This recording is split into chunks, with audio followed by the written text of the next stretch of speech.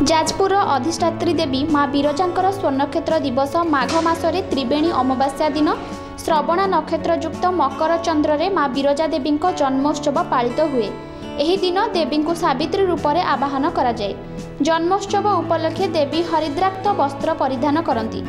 उक्त दिन सावित्री मंत्र रे देवी को उपचारादि द्वारा पूजा करा जाए।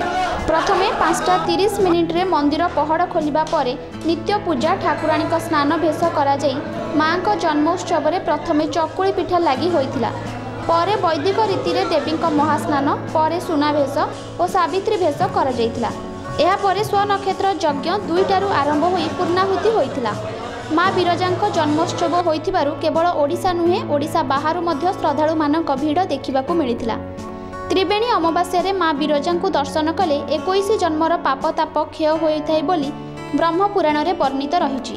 विश्वास रहिछि एही दिन समस्तक मनस्कामना पूर्ण करिथांती माँ विरजा। जाजपुर कैमरा पर्सन मदन मोहन सह अजय राउलଙ୍କ रिपोर्ट मेट्रो टीवी।